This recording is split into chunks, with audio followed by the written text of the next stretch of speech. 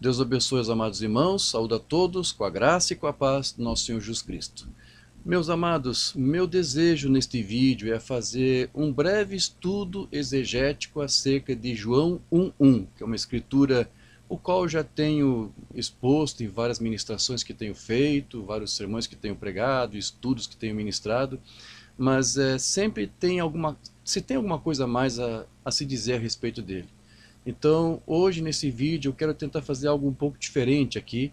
Eu quero tentar tratar sobre essa escritura usando uma abordagem exegética, com auxílio de alguns livros acadêmicos, alguns livros de alguns estudiosos na área, que nos dão o seu parecer, o seu entendimento acerca do que exatamente o texto grego está dizendo ali naquela escritura. Eu quero me basear apenas nesse primeiro versículo, né? No princípio era a palavra, e a palavra estava com Deus, e a palavra era Deus. É a parte C do versículo que eu quero apenas aqui tratar com você. Amém? Vamos lá? Junte-se comigo nesse estudo da palavra do Senhor.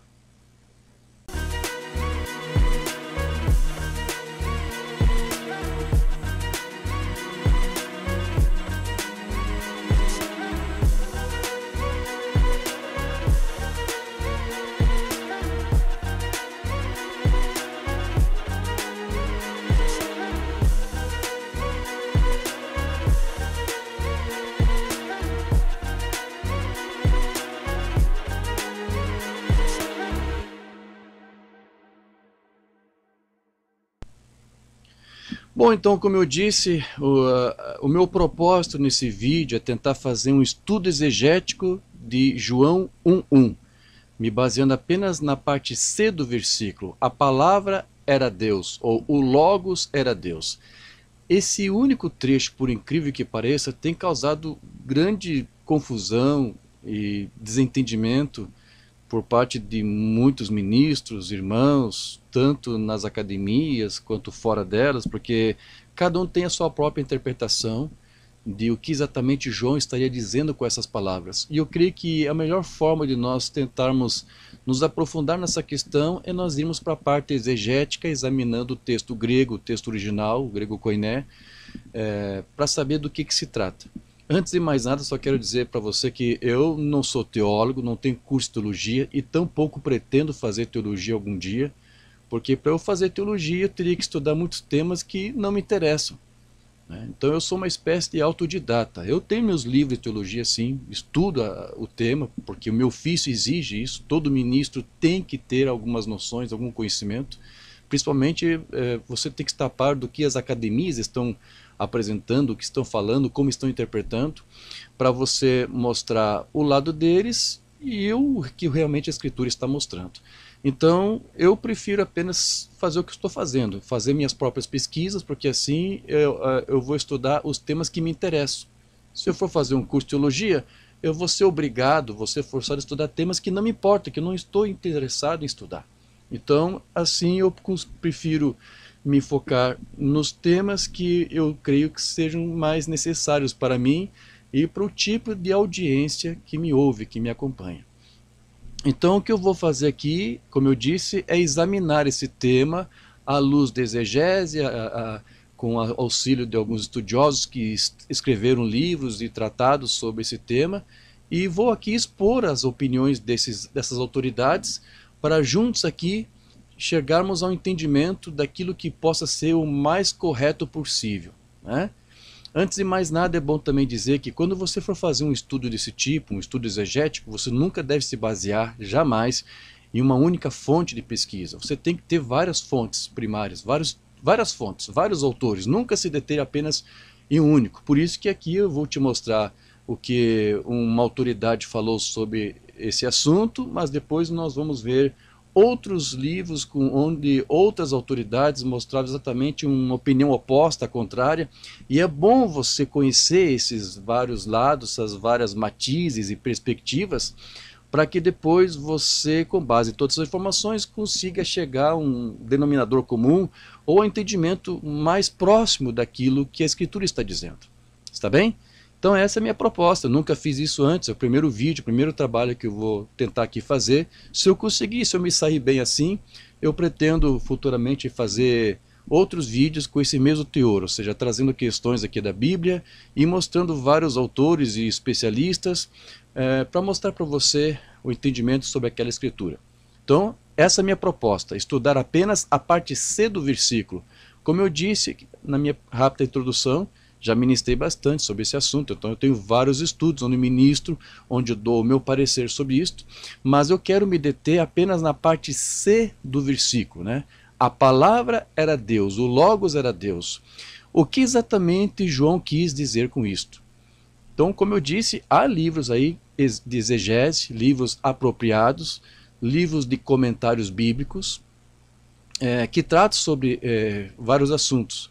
Então, neste caso, o bom seria você fazer uso de um livro exegético de comentários sobre o Evangelho de João. Existem vários no mercado. Eu adquiri um, que eu quero mostrar aqui para você,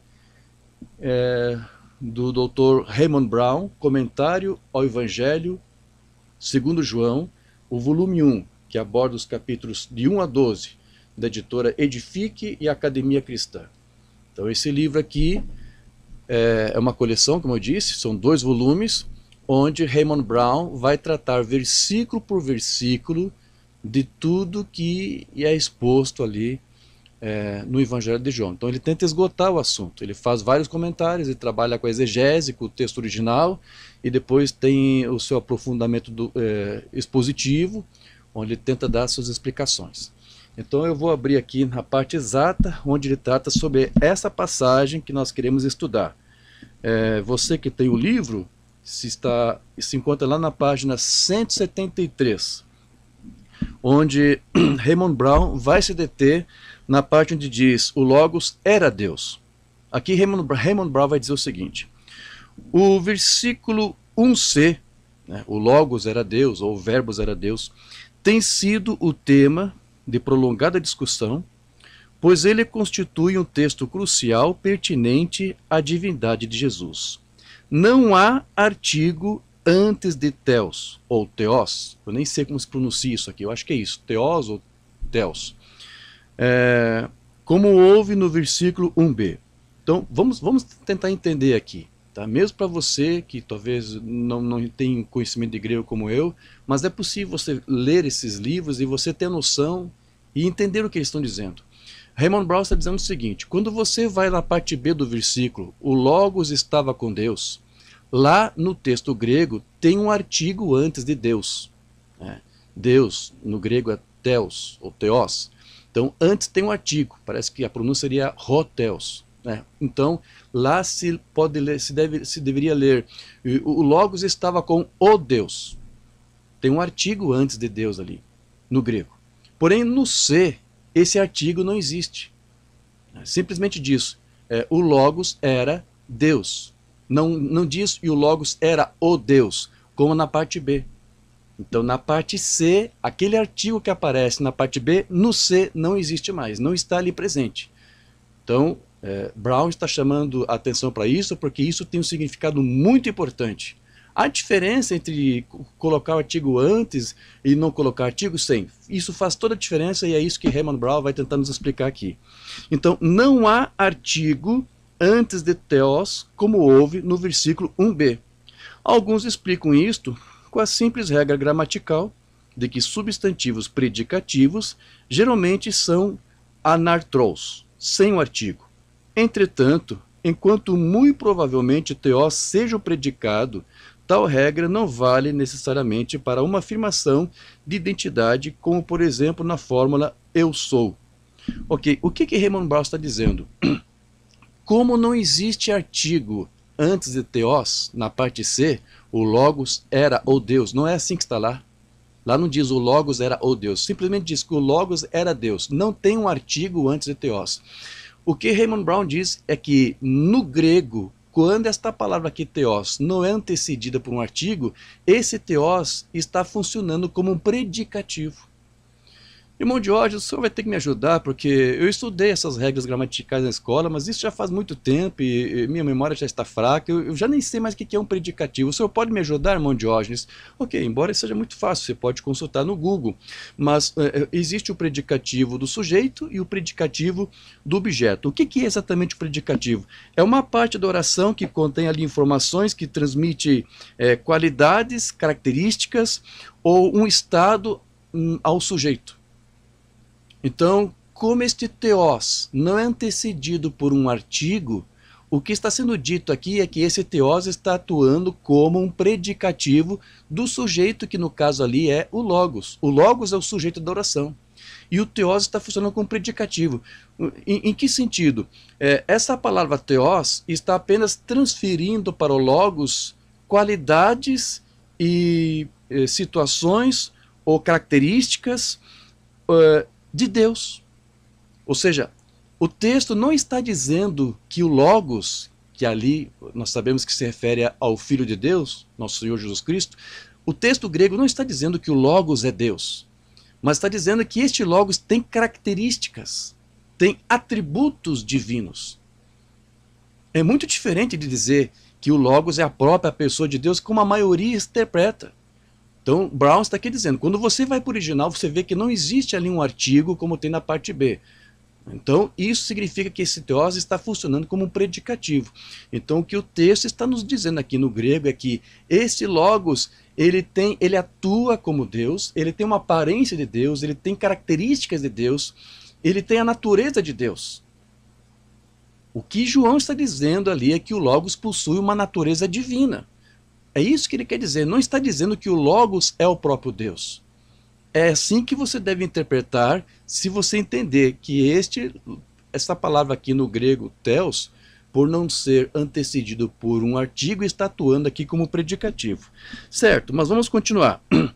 Para preservar na tradução a diferente nuance de theos, com e sem artigo, aí ele vai citar um tradutor, Moffat, James Moffat. Ele fez uma tradução da Bíblia, que infelizmente nós não temos para o português, mas ele fez para o inglês. E aqui ele vai colocar como que Moffat traduziu na sua Bíblia. A palavra era divina. Ou seja, Moffat entendeu que como não existe um artigo antes de theos, então ele está atuando, esta palavra está atuando ali como predicativo para esse sujeito, para o logos. Então o que o texto grego está dizendo é que este logos, este filho, ele é divino, ele tem natureza divina, ele tem características de Deus, de theos. Mas não está dizendo que é o próprio theos, que é o próprio Deus. É assim que Moffat entendeu e foi assim que ele colocou lá na sua tradução da Bíblia. Mas aqui Brown faz um rápido comentário. Mas isto parece frágil demais, ou seja, ele não acha que isso está totalmente correto. Não seria totalmente correto esse tipo de tradução, embora não esteja errado. Aí ele vai dizer, e além do mais, há no grego um adjetivo para divino, que é theos. Então aqui Brown está dizendo, se João quisesse realmente dizer que o Logos era divino, teria uma palavra mais apropriada para isto. Mas como ele colocou apenas theos, sem o artigo, esse theos funciona como predicativo. Então, de uma certa maneira, o que João está dizendo é que sim, este Logos, ele é divino, ele tem a aparência de Deus, ele tem a natureza de Deus, ele tem as características, os atributos divinos, ele tem a substância, a natureza, a intrinsecalidade de Deus. Mas aqui, Brown está sendo um pouco rígido. Eu acho que seria melhor traduzir de uma outra forma, porque existe uma palavra mais apropriada para divino, que seria theos e que não está no grego, que o autor não escolheu usar. Ok. Aí ele vai dizer, a NEB, que é a tradução inglesa da Bíblia, uma nova versão inglesa da Bíblia, parafraseia a linha da seguinte forma, o que Deus era, a palavra era. Então nessa tradução da Bíblia em inglês, foi feito essa escritura foi parafraseada, né? Ou seja, o que João estaria dizendo é, o que o Logos é o que Deus é. Deus é aquilo que o Logos é, ou melhor, o Logos manifesta aquilo que Deus é. Então é mais ou menos assim que está na tradução né, dessa Bíblia aqui em inglês. E isto é certamente melhor que divino. Mas se você for ver, dá na mesma, na verdade. Dizer que o que Deus era, a palavra era, é a mesma coisa. O que Deus é? Deus é um ser divino, Deus, não é isto? Enfim, todas as qualidades de Deus estão sendo transferidas para este Logos. Ok. No entanto, para um leitor cristão moderno, cujo pano de fundo trinitário o acostumou a pensar Deus como o conceito mais amplo do que Deus o Pai, a tradução "a palavra era Deus" é plenamente correta. Então aqui Brown está dizendo, quem já está acostumado com aquela interpretação trinitária que vê o Filho como uma segunda pessoa de Deus, então está tudo bem para ele interpretar dessa forma, que o Logos é Deus, porque ele está refletindo Deus, porque é isso que o Logos de fato é. O Logos, Jesus Cristo, ele é o quê? Ele é o revelador de Deus, certo? Ok, só que mais adiante, lá na página 199, Brown vai jogar uma pequena ducha de água fria nos trinitários, né, que ele chamou o pessoal moderno, agora os cristãos modernos, que está com a mente moldada pelo pensamento trinitário. Olha o que mais ele vai dizer aqui. Como mencionado na nota sobre 1c, a palavra era Deus, do prólogo, oferece dificuldade porque não há artigo antes de Theos. Isto implica que Deus significa menos quando o predicado da palavra do que quando usado como um nome para o Pai? É uma pergunta que ele está fazendo. Eu creio que sim. Porque se esse Theos ali está funcionando como um predicativo, então ele não está associando este Logos como sendo o próprio Deus. Não está identificando este Logos como sendo a própria pessoa de Deus. Embora está dizendo que este Logos possui as mesmas qualidades e atributos de Deus. Ok.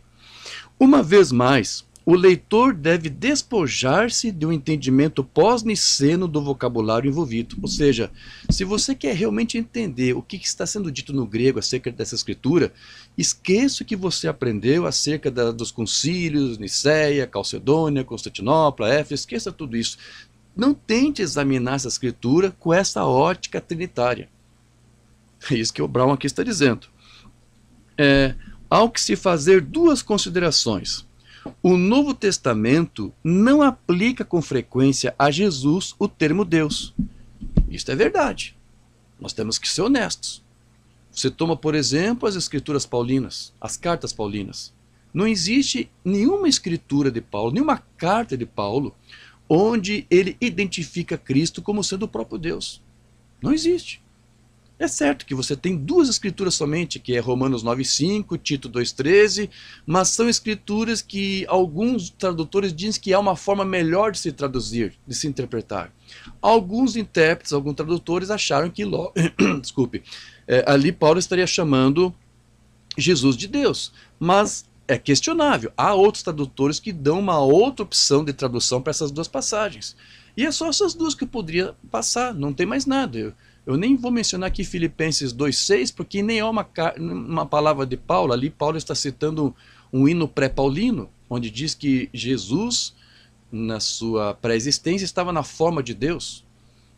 Mas isso não quer dizer que ele era a própria pessoa de Deus, quer dizer que ele estava ali manifestando Deus, ou manifestando uma natureza divina, como a do seu Pai.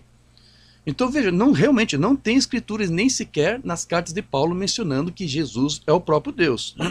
Certo? Depois ele vai dizer o seguinte, no versículo 1c, o hino joanino está limitando o uso de Deus para o Filho. Sim, porque o prólogo de João é realmente um hino. João transcreveu este hino, Raymond Brown expõe isso com detalhes, esse hino, nessa sua exegese. Então aqui ele está dizendo, olha, este hino aqui, ele está limitando o uso de Deus para o Filho. Ou seja, ele não está dizendo declarada e abertamente que o Logos é Deus. Ele não está dizendo isso, que o Logos é a própria pessoa de Deus. Mas ao omitir o artigo, ele evita qualquer sugestão de identificação pessoal da palavra com o Pai. Então, quando você lê ali, o Logos era Deus, João está dizendo que este Logos, esse Filho, é Deus mesmo, é a própria pessoa de Deus? Não, ele não está dizendo isto. Isso é Raymond Brown que está falando. Brown foi um perito em grego. Ele não está aqui viajando, passeando. Realmente ele estudou a fundo esses termos todos.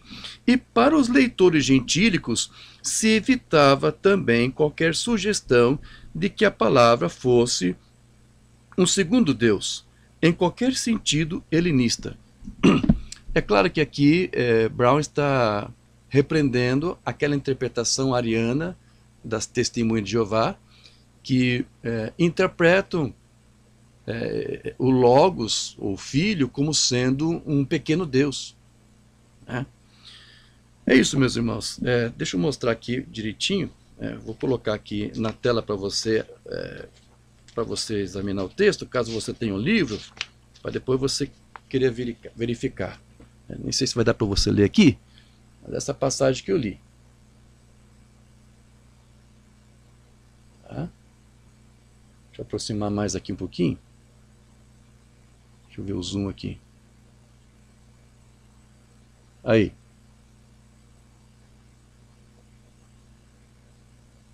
Tá? Depois você congela a imagem, o vídeo, para você ler com calma essa passagem que eu acabei de ler para você.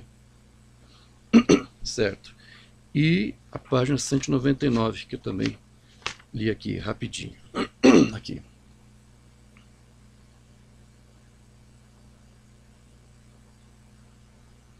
Aí.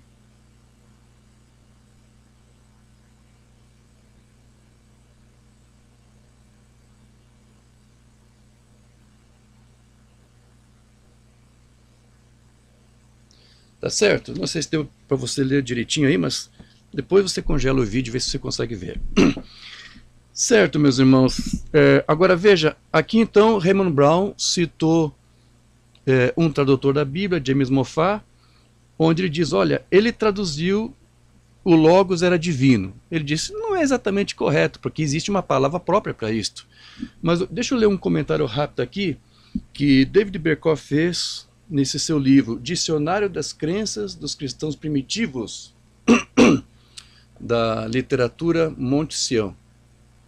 É um livro onde Berkov expõe várias passagens, ele faz uma antologia, assim, uma referência de várias passagens das obras dos pais. Logo no início do seu prolegômeno, da sua introdução aqui do livro, na página 11, deixa eu ler para você o que Berkov fala aqui acerca dessa tradução de Moffat. Logos.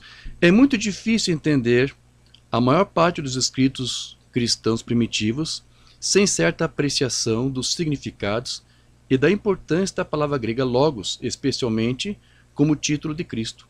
Uma vez que as versões em português da Bíblia geralmente traduzem logos como palavra ou verbo, quando esse título é aplicado ao Filho de Deus, os leitores cristãos de língua portuguesa geralmente não conseguem apreciar o termo e sua importância. Entretanto, a versão de Moffat, do Novo Testamento, geralmente não traduz logos quando é utilizada como título para o Filho. Ou seja, nessa tradução que Moffat fez, lá em João 1.1, ele nem quis traduzir logos por palavra ou verbos, ele conservou logos, sem traduzir. Né? Talvez ele se baseie um pouco no que... não, talvez não, mas mais tarde eu sei que Rudolf Bultmann, na sua teologia do Novo Testamento, ele chega a comentar que João 1.1 ali, o logos, ele não é apresentado como substantivo, mas como nome próprio. Bultmann chegou a dizer isso. Tudo bem. Geralmente não traduz logos quando é utilizada como título para filho. Por exemplo, ele traduz João 1.1 da seguinte maneira: o logos existia no princípio, o logos estava com Deus, o logos era divino. Por que isso? Porque ele entendeu que aquele teós ali, sem o artigo, está atuando como predicativo. Ele não está dizendo que o logos é Deus, mas está dizendo que o logos tem atributos de Deus, tem características de Deus. Não é isto? Tem a natureza de Deus. Certo? Ele traduz Apocalipse 19.3 como: ele está vestido como um manto que foi mergulhado em sangue, seu nome é o Logos de Deus. Moffat não traduziu logos, pois esse termo grego tem um significado bem mais amplo que apenas palavra ou verbo, podendo incluir razão, princípio racional e até mesmo mente. Os cristãos primitivos usaram logos muitíssimo para falar acerca do Filho de Deus. Certo? Aqui, esse é o comentário de Berkov sobre a tradução de Moffat para João 1.1. Não sei se vai dar para você ver aí.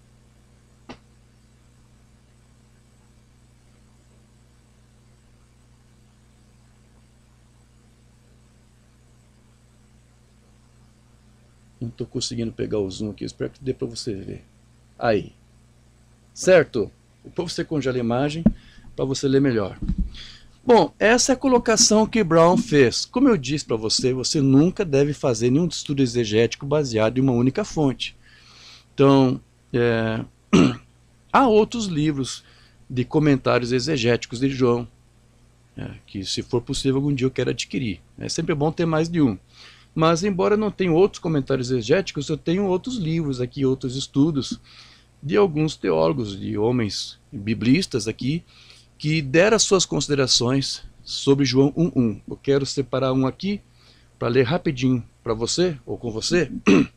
Esse livro aqui, A Cristologia do Novo Testamento, de Oscar Cullmann, da editora Agnus. Esse livro foi difícil de encontrar, porque parece que a Agnus não está mais publicando. Eu tive que adquirir esse livro aqui num sebo, e mesmo eu não esteja fazendo o curso de teologia, eu vi que era extremamente necessário ter esse livro aqui na biblioteca. Quem faz teologia sabe que tem que ter esse livro aqui, né? Como eu disse, eu encontrei esse livro aqui num sebo, lá da Paraíba. Ok, deixa eu ler para você rapidinho o que Oscar Cullmann fala sobre essa parte aqui da escritura. Veja o que ele vai dizer. Não obstante, isso está na página 347, caso você tenha o livro e quiser acompanhar comigo. Não obstante, estamos aqui na presença de uma dessas raras passagens do Novo Testamento que tratam do ser da palavra pré-existente. Verdadeiramente descobrimos aqui algo quanto à origem desta ação mediante a qual Deus se revela.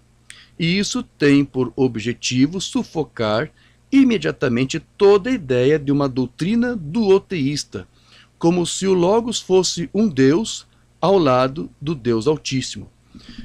Muito bem, aqui como está dizendo, João não está pregando dois deuses, mas é exatamente dessa forma que alguns estão interpretando aqui essa passagem, né? Duoteísmo ou diteísmo é um termo teológico para essa doutrina dualista de dois deuses. Deus é o Deus maior e seu Filho Jesus Cristo é um Deus menor. Embora João não estivesse dizendo que Jesus era o próprio Deus, tampouco estava dizendo que ele era um outro Deus, um Deus menor. É isso que Cullmann aqui está dizendo. João aqui não está insinuando um duoteísmo, certo? Não se pode dissociar o verbo que Deus pronuncia do próprio Deus. Estava com Deus. Aí ele coloca o texto aqui em grego. Não se pode, pois, falar com os arianos de uma criação ex nihilo do Logos, nem com origens de uma emanação. Ok, por que está mencionando aqui os arianos? Porque os arianos, as testemunhas de Jeová, eles interpretam este Logos aqui como sendo um Deus menor. Tanto é que se você for lá na tradução deles, foi assim que eles traduziram. Deixa eu ver rapidinho aqui. João 1, como é que eles traduziram aqui? Aqui. No princípio era a palavra, e a palavra estava com o Deus. Olha só que interessante. Eles até chegaram a colocar o artigo antes, porque na parte B, eles entendem que no grego está assim. Está falando do o Deus, hotheos, né? O theos. A palavra estava com o Deus, e a palavra era um Deus. E este estava no princípio com o Deus. Então, eles chegam a colocar aqui o artigo antes de theos, como aparece no grego. Mas isto aqui que eles colocaram, né, e a palavra era um Deus, isto aqui é uma invenção deles. O grego não sugere isto. O grego não está dizendo que o Logos é um Deus. Existe o Deus maior, que é o Pai, e existe o Deus menor, que é o Filho. Você sabe que no princípio, Ário dizia que Jesus não era uma parte de Deus. Parece que depois, devido a tanta polêmica e controvérsia que foi criada em cima da sua teologia, ele teve que voltar atrás em algumas questões. Parece que depois ele começou a dizer que não, o Filho tem atribuições divinas, né? Mas ainda apresentava Jesus como sendo uma criatura, um ser criado, uma criação do nada. Então Oscar Cullmann aqui está dizendo, João não está sugerindo nada disso no seu evangelho, certo? O verbo de Deus é dado pelo contrário com o próprio Deus. Tampouco é o Logos um subordinado a Deus pelo fato de pertencer-lhe. Eu acredito que aqui Oscar Cullmann está corrigindo ou repreendendo aquele ensino de Ario e também de Orígenes, porque ele mencionou Orígenes também, de que Jesus era um ser subordinado a Deus. E a crítica que Oscar como deve estar fazendo aqui é essa subordinação ontológica que Ario principalmente defendia. Porque como ele não cria que o Filho, Logos, era uma parte de Deus, são as palavras dele, então ele não acreditava que Jesus, o Cristo, tinha a mesma natureza, tinha a mesma essência de Deus. Por isso que lá no Concílio de Nicéia usaram aquele termo grego, homousios, né, da mesma natureza, da mesma substância de Deus. Ario não acreditava nisso, então ele acreditava que o Filho era subordinado a Deus, mas era uma subordinação ontológica, porque o seu ser, a sua natureza não era igual a de Deus.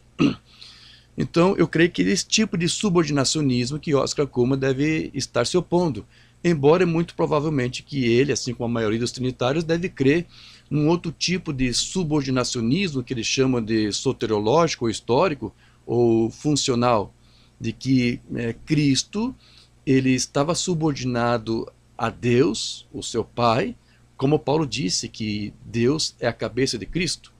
Né? Mas alguns interpretam que essa subordinação foi temporária, foi durante aquela dispensação da filiação, onde o Cristo esteve aqui em carne.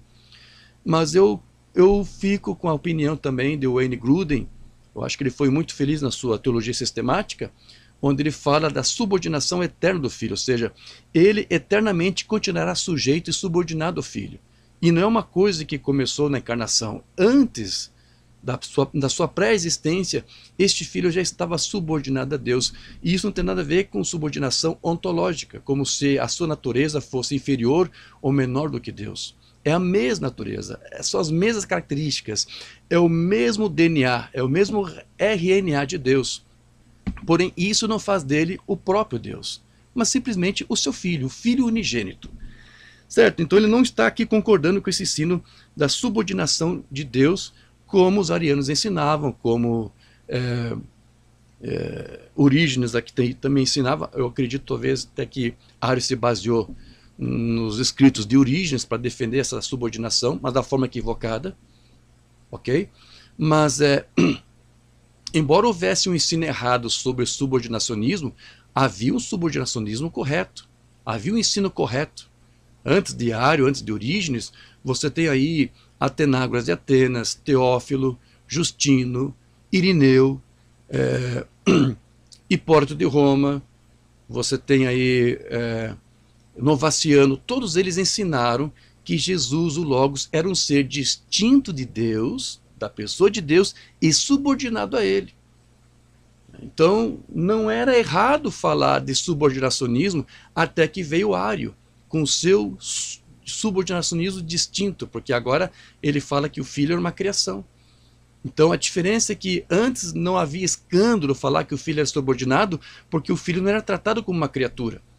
O que causou escândalo foi essa forma diferente de subordinacionismo que Ario depois tentou promover. Ok, então ele não lhe é nem subordinado nem justaposto como um segundo ser, como criação, né? Com razão, Bultmann sublinha aqui que não se pode inverter a frase do versículo 1. Não se pode dizer, aqui está o texto grego, e isto por ser o Logos, o próprio Deus, enquanto Deus fala, enquanto se revela. O Logos é o próprio Deus em sua revelação. Para mim está ótimo, está tudo bem aqui. Realmente, o Cristo, o Logos, ele é a revelação de Deus. Então, nesses termos, o Logos ele é Deus porque ele está revelando Deus, e isso porque ele tem esses atributos dele consigo, ele tem essa natureza divina que ele leva consigo. Certo? Então, nesses termos, você pode dizer que o Logos era Deus. Nesse sentido, a terceira frase do prólogo pode proclamar o Logos, e o Logos estava com Deus, o Logos era Deus. Não temos o direito de mutilar este texto a fim de suavizar o que tem de taxativo e de absoluto. Muitas tentativas deste gênero foram empreendidas e as há hoje ainda. Interpreta-se aqui, por exemplo, Theos como se fosse Teios. O Logos era de natureza divina. Bom, você viu, mostrei aqui para você. Moffat entendeu o grego dessa forma e por isso que ele traduziu na sua Bíblia assim. Então aqui Oscar Cullmann está dizendo, essa tradução, essa interpretação está totalmente equivocada, ele não está concordando com isso. Semelhante interpretação que Bultmann recusa também em seu comentário da página 17, um comentário que Bultmann fez sobre o Evangelho de João. É insustentável. Se isto fosse o que o autor quisesse dizer, teria à sua disposição o adjetivo Theos, que aliás se acha no Novo Testamento, Atos 17, 29, 2 Pedro 1, 3. Então veja, é a mesma exposição aqui que Brown fez. Ele disse, olha, há uma outra palavra para se referir ao Logos como sendo divino. Então Oscar Cullmann está indo por essa mesma linha. Tampouco é possível, com Orígenes, atenuar a força desta afirmação, dizendo que falta o artigo antes de Theos, mostrando assim o autor que o Logos não é Deus, mas tão somente de natureza divina, que é uma emanação de Deus. Então aqui Oscar Cullmann está dizendo que nos seus escritos, Orígenes foi um dos que chamou atenção para isto. Não existe um artigo antes de Theos, lá na parte C. O Logos era Deus. Você não tem esse artigo antes. Então este Logos não é Deus. Ele tem uma natureza igual a de Deus. Ele tem a mesma substância de Deus. Era isso que Orígenes está usando. Mas ele também usou para dizer, olha, então o que o Cristo é? Ele é uma emanação de Deus. E são termos que depois Ário usou, tomou emprestado de Orígenes para criar a sua teoria de que o Logos foi criado do nada. Então esse é o cuidado que Oscar Cullmann aqui está tendo e por isso que ele está discordando disso aqui. Então percebe que ele está sendo um pouco contrário a esse ponto de vista aqui e a tradução de Moffat, é isso que ele está mostrando aqui para nós. É deveras a opinião do evangelista que se expressa aqui quando chama o Logos Deus. Isto é o que a parte final do seu evangelho mostra quando Tomé, convencido, exclama diante do ressuscitado, meu Senhor e meu Deus, João 20, 28. Com este último e decisivo testemunho, fecha-se o círculo. O evangelista retorna ao prólogo. Certo. É isso. Deixa eu mostrar aqui para você. Depois você que tem o livro e quiser fazer a leitura, quer conferir.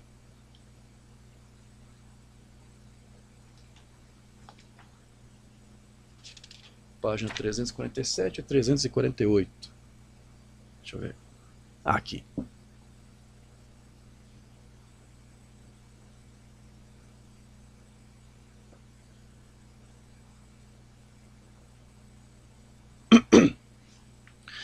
Ok, meus irmãos, então temos esses dois pontos de vista aqui.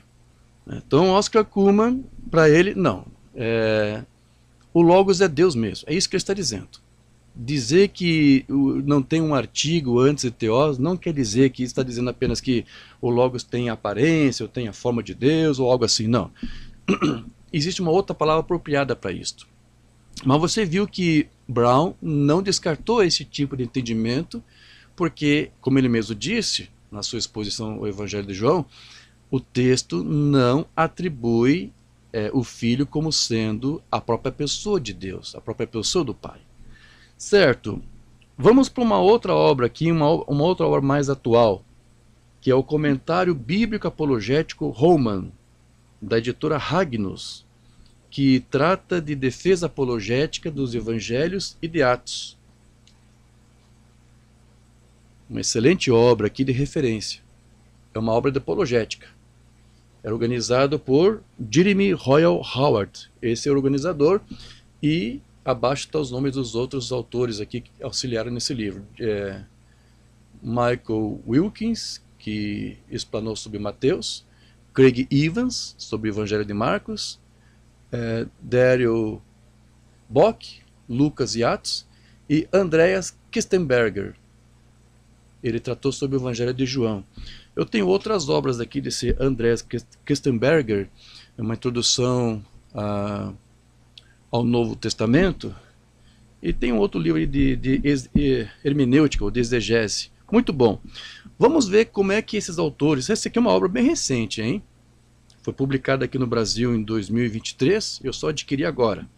Vamos rapidinho aqui então ver qual é o comentário apologético que eles fazem. Você deve imaginar, né? Qual é a defesa que esses autores aqui vão fazer? Eles vão fazer uma defesa contra a interpretação ariana das Testemunhas de Jeová sobre essa passagem, sobre a parte C do versículo de João 1:1. Então aqui eles vão dizer o seguinte: no princípio era a palavra, e a palavra estava com Deus, e a palavra era Deus. Neste versículo inicial do Evangelho de João, Deus é colocado em relação à palavra. A palavra, que nos versículos 14 e 18 é claramente identificada como Jesus Cristo, é um ser eterno que existia antes da criação. No entanto, não é simplesmente dizer que a palavra estava com Deus, assim como também a palavra e a sabedoria personificadas de Isaías, mas João refere-se à própria palavra como sendo Deus. Então esses autores aqui estão dizendo, olha, o que João está dizendo na verdade é que essa palavra é o próprio Deus. Então veja que eles não estão dizendo a mesma coisa que Raymond Brown. Brown fez questão de mostrar para nós que aquele teós está funcionando como um predicativo. Tá? Mas esses autores aqui já estão dando uma outra abordagem.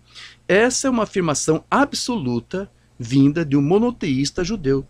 Desde a era patrística, ário, até o presente, testemunhas de Jeová, alguns argumentaram que, por não haver artigo definido antes de teós, veja, esse é um argumento que as testemunhas de Jeová também usam, para defender que Jesus é um Deus menor, é uma criação. Esse versículo apenas identifica Jesus como um Deus, e não como Deus, né? Como mostrei aqui para você na tradução que eles fizeram. Curiosamente, por volta de 1950, houve uma mudança na forma como as testemunhas de Jeová lidavam com esse versículo. Antes de 1950, eles carregavam uma cópia da versão padrão americana da Bíblia, a ASV. No entanto, o problema que eles enfrentaram foi que essa versão traduziu o versículo 1 com precisão, com o uso da frase "a palavra era Deus". E eles não gostaram, eles se incomodavam muito com essa leitura. Em um esforço para resolver a dificuldade que essa tradução representava para a sua teologia, a Sociedade Torre de Vigia, o grupo editorial das Testemunhas de Jeová, publicou sua própria tradução da Bíblia, que traduzia o versículo como "a palavra era um Deus", que é um absurdo. O texto grego não sugere isso aqui. No entanto, existem várias razões pelas quais tal tradução é imprecisa. Primeiro, João, como judeu monoteísta, não teria se referido a outra pessoa como um Deus. Correto. Isso seria, nas palavras de Oscar Cullmann, um duoteísmo, um diteísmo, uma espécie de dois deuses. João não estava sugerindo nada assim. Os judeus não tinham lugar para semideuses em seu sistema de crenças. Em segundo lugar, se João tivesse colocado um artigo definido antes de teós, ele teria abandonado a distinção entre as duas pessoas, que estabeleceu na sentença anterior. Correto. Porque está muito claro na parte B que João está dizendo que há um ser ao lado de um outro ser. Há uma pessoa que está ao lado, prós, ao lado, junto, diante. Né? A palavra prós no grego é isso, estar face a face, diante de junto, próximo. Então, está tratando de dois ali. Mas se logo em seguida João resolvesse dizer que o Logos era o Theos, o Deus, então criaria uma confusão no próprio texto. Como que Jesus, como que o Logos vai estar ao lado de Deus e ao mesmo tempo ele é o próprio Deus? Então até esses autores aqui que são trinitários estão sendo coerentes nessa posição aqui. Certo? A palavra estava com Deus. Terceiro ponto. A visão defendida pelas Testemunhas de Jeová não compreende a sintaxe grega. É comum em grego que um substantivo predicado seja específico sem ter um artigo. Por exemplo, mais adiante, neste capítulo, é feita referência à confissão de Natanael sobre Jesus. Tu és o rei de Israel. Sem artigo antes de rei, no grego. Para outros exemplos do Novo Testamento dessa construção, veja 8:39, 17:17, Romanos 14:17, Gálatas 4:25, Apocalipse 1:20. A partir desses exemplos, é claro que a falta de um artigo em grego não implica necessariamente uma indefinição, um Deus. Bom, neste ponto está correto. Mas nós já entendemos por Brown, um perito do grego, que o texto está surgindo sim, qualidades divinas, atribuindo ao Logos qualidades divinas, mas não dizendo que ele era a própria pessoa do Pai. Finalmente, João poderia ter usado a palavra Theos, o mesmo argumento, né? Se estivesse simplesmente tentando dizer que Jesus era divino, isto é, que ele tinha qualidades semelhantes a Deus, mas ele tinha. O fato é que aquele teós ali está funcionando como predicativo. Então, o que o texto está dizendo é que este Logos, este Filho, ele tem sim qualidades semelhantes à de Deus. É a mesma natureza de Deus, é a mesma substância, é tudo igual. Em vez de ser o próprio Deus. Veja, eles estão insistindo que João está dizendo que o Logos é o próprio Deus. O texto de João não está dizendo isto. Essa é a colocação desses autores. O teós sem artigo é provavelmente usado para explicar que Jesus compartilhava a essência do Pai, embora diferissem pessoalmente. Concordo, está correto. Mas isso não faz do Logos o próprio Deus. Como D.A. Carson explica, na verdade, se João tivesse incluído o artigo, ele estaria dizendo algo totalmente falso. É verdade. Porque se o Logos estava com Deus, como que depois ele vai ser esse próprio Deus? Ele teria então identificado a palavra com Deus, de modo que nenhum ser divino poderia existir à parte da palavra. Nesse caso, seria absurdo dizer, nas palavras da segunda frase desse versículo, que a palavra estava com Deus. E aqui mais um outro parágrafo deles que eu quero ler. A palavra estava com Deus e a palavra era Deus. Os críticos costumam dizer que a doutrina cristã da Trindade é antibíblica. Com certeza. A doutrina da Trindade é antibíblica, sim. E não tem conversa. Vamos lá. Não tem como você criar regras de semântica, mudar o sentido das palavras. Eles dizem, os trinitários, que Deus é um ser manifestado em 3 pessoas. Só que, o que é uma pessoa? Uma pessoa é um ser. Uma pessoa é um ser. Você não pode mudar isso. Esse é o sentido da palavra. Então, na verdade, o que o Trinitário está dizendo é que Deus é um ser manifestado em outros 3 seres. Mas ele diz, não são outros 3 seres, é um só ser em 3 pessoas, mas uma pessoa é um ser, não tem como você mudar isso. Então, eles não conseguem até hoje encontrar terminologias apropriadas para defender uma coisa que não é bíblica. E eles mesmos, admitindo isso, eles recorrem, por último, àquele argumento de sempre, que é um comentário que eles fazem, isso aqui é um grande mistério da Trindade, não temos como explicar. Claro, vocês estão usando termos que não existem, vocês estão mudando o sentido das palavras.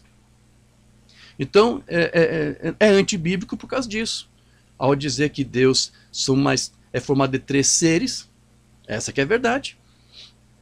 É antibíblico no sentido de dizer que o Filho é eterno, porque foi gerado na eternidade, ou num período pré-temporal. Bom, se o Filho é gerado, então ele tem que ter um princípio.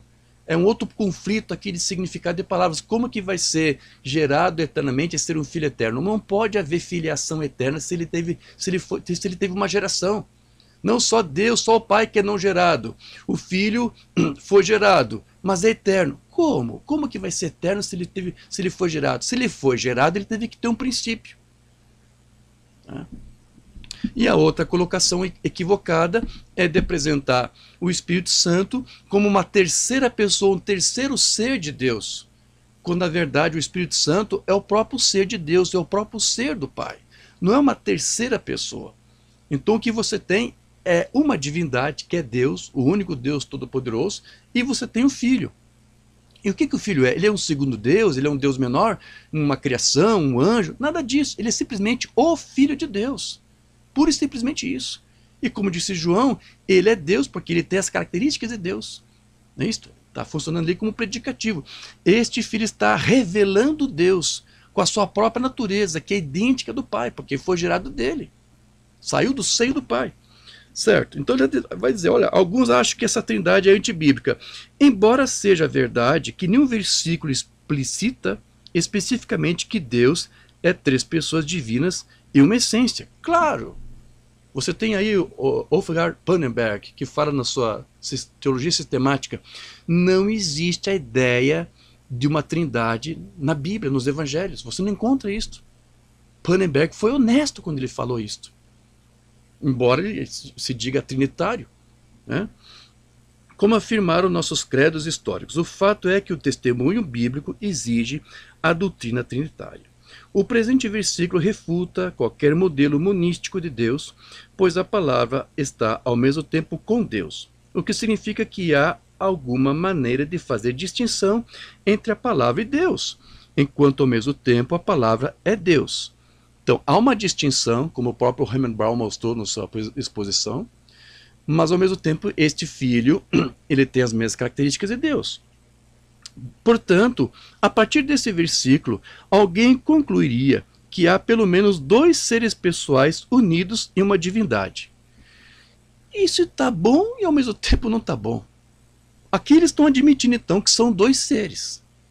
Isso aqui foi um erro que eles cometeram. Na sua teologia eles não podem dizer que o filho é um ser e o pai é um outro ser. Eles têm que dizer que são duas pessoas. É um ser em duas, três pessoas. Não é isso? Três pessoas.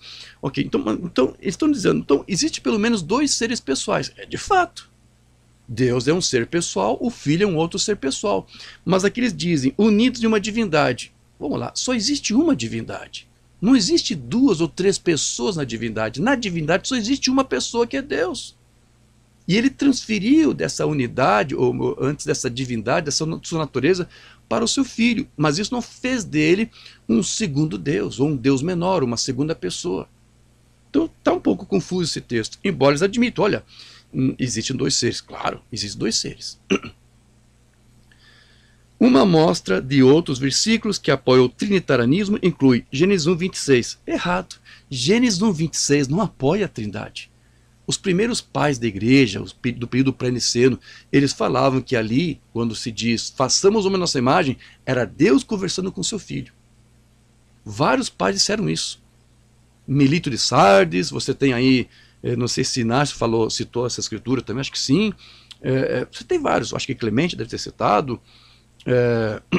Irineu citou muitas vezes, né? Justino, Teófilo, eles citaram essa escritura, né? Em alguma outra ocasião parece que infelizmente Irineu citou também o Espírito Santo, e às vezes talvez se baseando nisto eles criam então a doutrina da Trindade, né? Mas o que importa para nós é as escrituras, né? As cartas dos pais, dos apologistas, os pais apostólicos, eles nos auxiliam bastante, mas não são infalíveis. A Bíblia, só a Bíblia é infalível, né? As Escrituras, só ela possui essa inerrância, essa infalibilidade.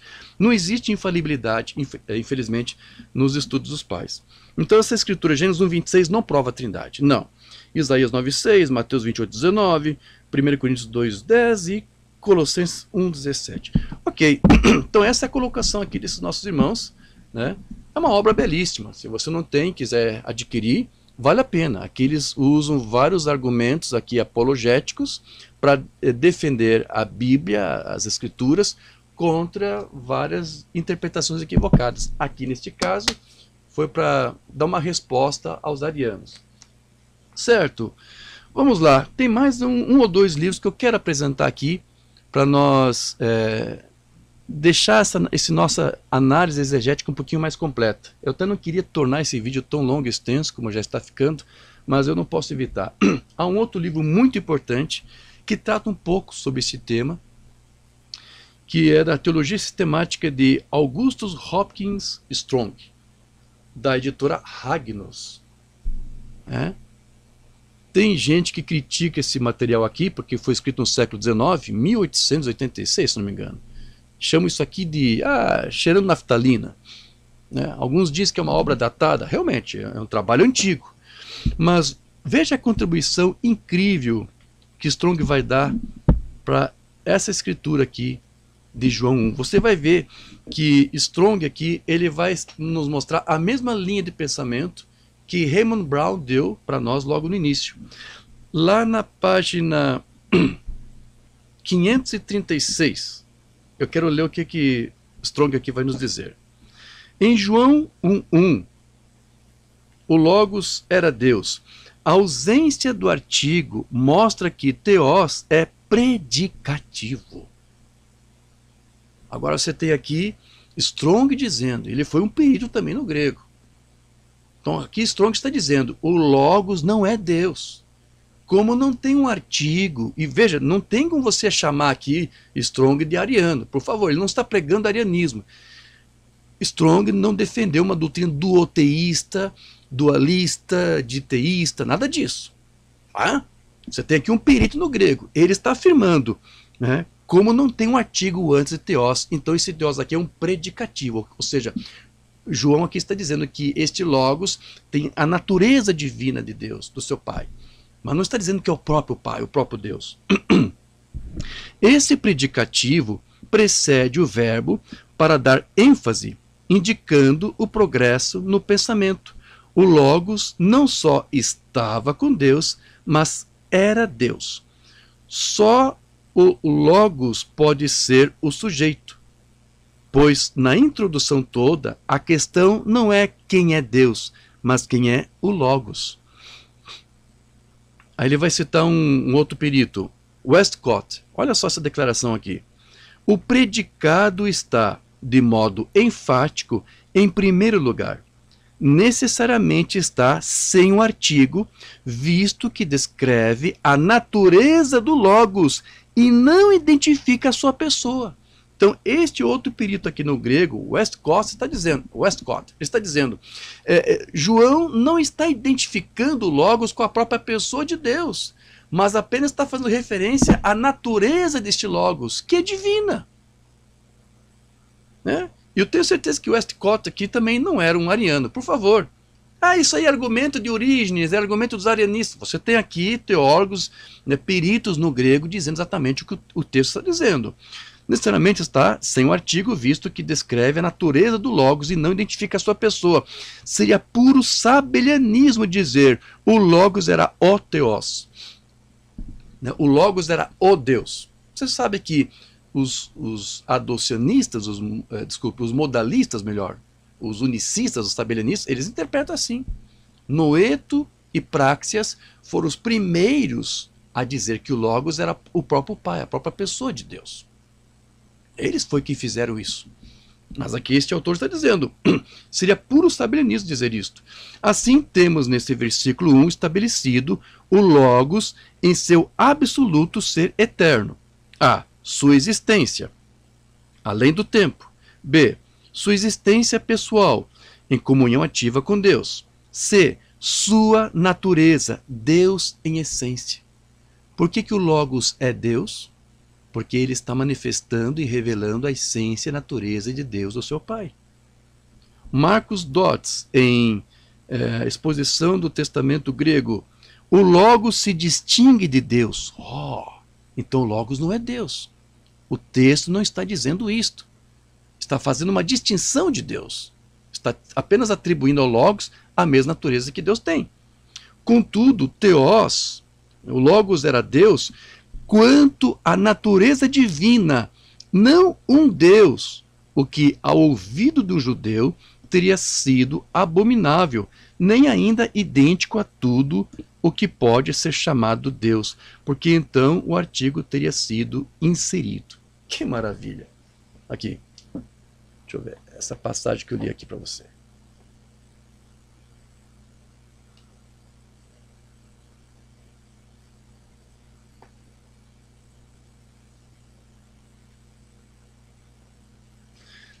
Certo? Então, meus irmãos, está muito claro aqui. Né? Você vê que os outros autores aqui, alguns ignoraram. Oscar Cullmann não quis dar atenção para isto, o comentário apologético Roma também. Né? São obras maravilhosas, fantásticas. Nós temos que saber tirar os ossos e ficar com a carne. Você aproveita muito dessa obra, você aproveita muito de Oscar Cullmann, um livro maravilhoso, sem nenhum problema, não tira os méritos desses homens, certo? Mas eles, por terem a sua ótica pós-Niceia, sua ótica trinitária, eles não conseguem, não aceitam algumas verdades. E o Hermann Baur disse, você vai ter que se desfazer um pouco dessa ótica se você quer ter o real entendimento do grego. Para encerrar, meus irmãos, tem mais uma outra obra que eu só quero mencionar ela, porque esse autor fez menção de Raymond Brown, que é este livro aqui de Larry Hurtado, Senhor Jesus Cristo, Devoção a Jesus no Cristianismo Primitivo, da editora Academia Cristã. É um calhamaço aqui, onde Larry Hurtado vai tratar bastante sobre a forma como os cristãos primitivos adoravam a Deus, o seu Filho, numa espécie de adoração binitária, nada a ver com duoteísmo, dieteísmo, dois deuses, nada disso, mas Larry Hurtado mostra e comprova pelas Escrituras que eles adoravam a Deus e ao seu Filho. Não adoravam o Filho como Deus, como a própria pessoa de Deus. Então, lá na página 826, ele escreve algo curto que eu quero ler para você. Ou será que é uma outra passagem? Aqui ele vai dizer o seguinte: se à luz diário cristãos do século IV ficavam nervosos com qualquer coisa que cheirasse a subordinacionismo, isto é irrelevante para a compreensão do pensamento cristão dos 2 primeiros séculos. Então aqui Hurtado está dizendo, não era nenhum pecado, não era escandaloso, antes de Ário, dizer que o filho era subordinado ao pai. Como eu disse, vários pais ensinaram isso, que ele é subordinado a Deus. Mas isso só virou motivo de escândalo quando o Ário usou esse mesmo argumento que eles, mas com essa outra abordagem de que ele era subordinado porque era uma criatura. Eu gostaria de reiterar que, para Justino, o Logos é primeiro e principalmente Jesus, a quem os cristãos adoram. Então Justino não dizia que o Logos era Deus, o Pai. O Logos dizia que... Justino dizia que o Logos era o Filho, era Jesus. Certo. Mas eu estou vendo que eu não marquei a parte que eu queria ler. Vamos ver se eu vou conseguir encontrar aqui. Será que eu vou conseguir? Vou lá para as referências bíblicas. Quem sabe lá eu encontro. Quem sabe... Vamos lá. João capítulo 1. Página 480. Será que é isso? Vamos lá.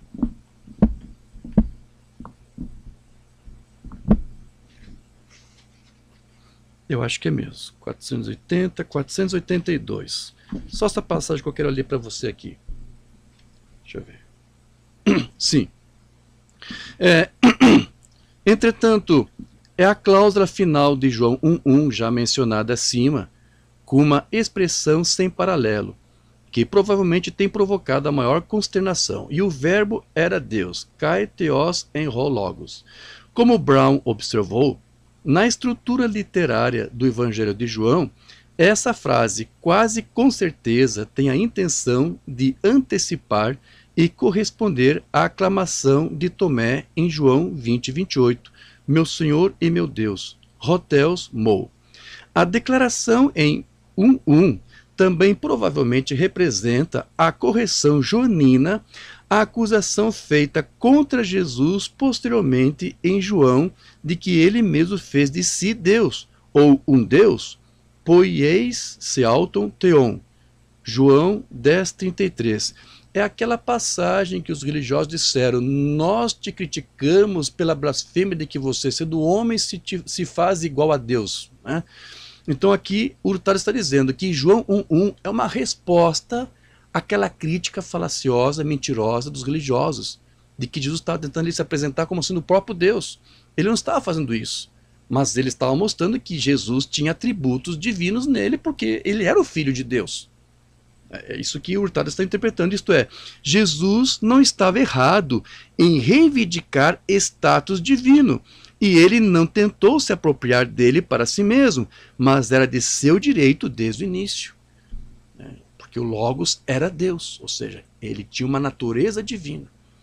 Então, essa escritura, Hurtado está dizendo, é uma resposta que João vai dar desde o início do Evangelho, àquela crítica que vão fazer a Jesus mais adiante, onde ele estaria supostamente se apresentando como sendo o próprio Deus.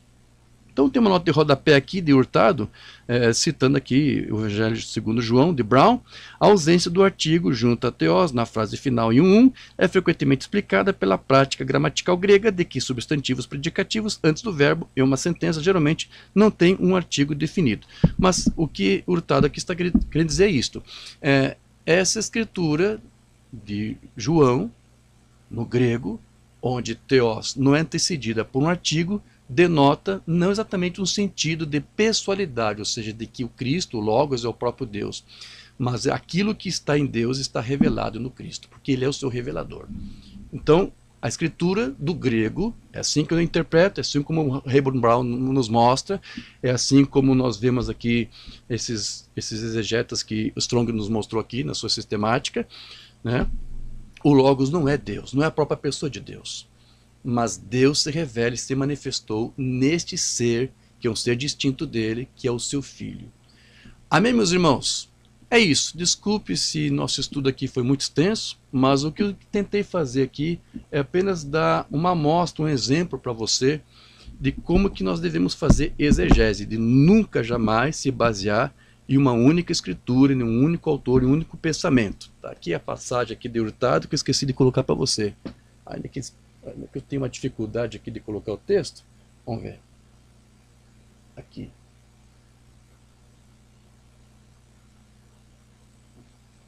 Página 482. Certo, meus irmãos?